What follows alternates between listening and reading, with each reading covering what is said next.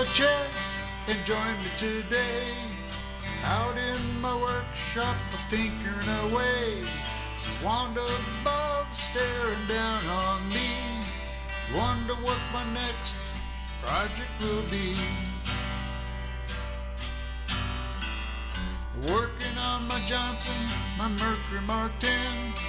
Firing up my StarCraft to fish again. Grab your friends and your dog is too, to watch Tim's Workshop on my YouTube. Hey, welcome to Tim's Workshop. Out here in the mini shed, getting ready to start a new motor here. Vintage 1954 Johnson 10 horse model QD 15. I got it for free when I got the Belgium-made Johnson 3 horse, and when I bought the Evinrude 3 horse for $50. So when I bought the Evinrude, that's what I went to go get. The guy said, "Hey, do you want these other 2 motors?" And I went, "How much?" And he said, "Free, you can have them." I said, "Okay, cool." It turns over. I just figured out what was going on with the advance on here. It was stuck. I just pushed my finger on it and pushed it over, and now it's working.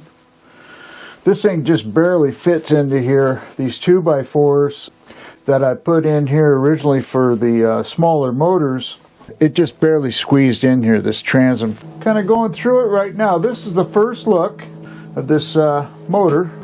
Somebody broke off the shift handle, so they put on a motorcycle handle on here. So that's all gotta go. I looked it up on eBay, and I can replace this this part of it here, this bracket and the shift lever. The carburetor has like a little glass bowl down at the bottom, which is kind of cool, so you can clean it out, you know, without having to take the float bowl completely off.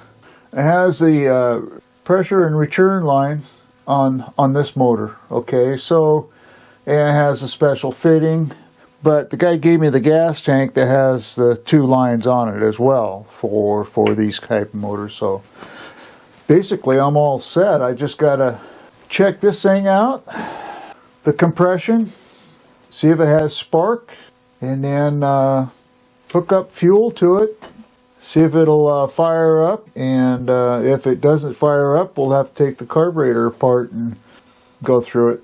So the linkage and everything looks pretty good. It's got a roller cam on it, just like the Evinrude does. It has these baffles on the front for cutting down on the noise of the motor. I tried putting the hood on. Let me get it here. This is the old Johnson hood, 10 horse. Got the flying horse on it. Another cool thing about this motor too is, but right down here, there's another flying horse on the side of the motor on both sides. So that's pretty cool. Prop, everything's good. It's got the flapper on it for, you know, for your weeds and stuff like that. Fishing line, you know, make sure fishing line doesn't get tangled up. This motor here is not really good for trolling. It's just a good old motor for going out and having fun on the lake. Not so much for fishing. You know, you need the smaller motors. I like using my electric mini coder for trolling actually, but the 5 horse TD20, it works real good for trolling. It gets way down there. It's a good motor. So we're gonna get this thing fixed up, get it running, then restore it, paint it, get out any dings. This hood actually doesn't have any dents in it. It's in pretty good shape actually. What needs to happen is it's got like these wing nuts that go on here. They're missing. So we'll get the wing nuts for this. It's actually I think they're for just getting a hold of to pull the hood up, but I'm not sure. But it has the latches, a brass latch. This part of it's brass on both sides. Those are original. So that's cool. But like I said, I tried to put the hood on here, but with this jury-rigged frickin' motorcycle handle, I can't even get the hood on. You know, it fits in between here. I could, you know, I'm just going to take it off. I'll get the actual handle that's supposed to go on there before I even put it in a lake to test it out. For testing in the water barrel, I could just pull the lever back and forth for neutral and reverse and forward.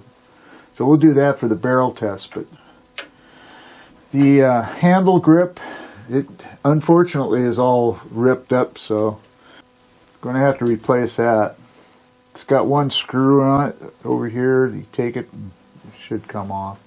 And then this label, it looks like you could put a label on here, replace this label. Take this old one off. Yep.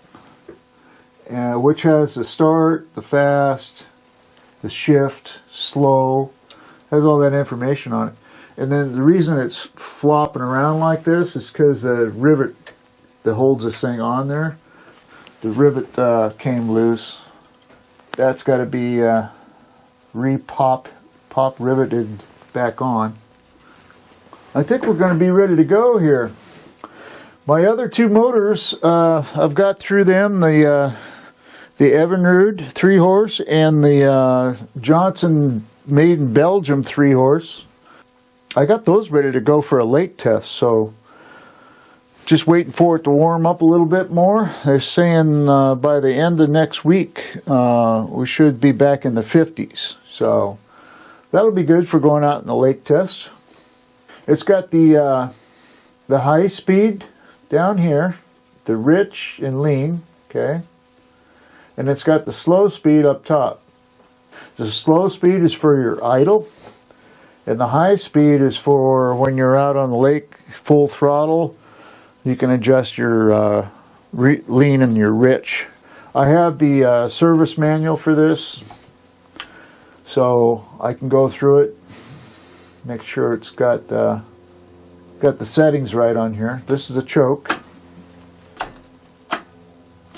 It works. It's not plastic, it's metal. All these are metal. There's no plastic on there, so that's cool.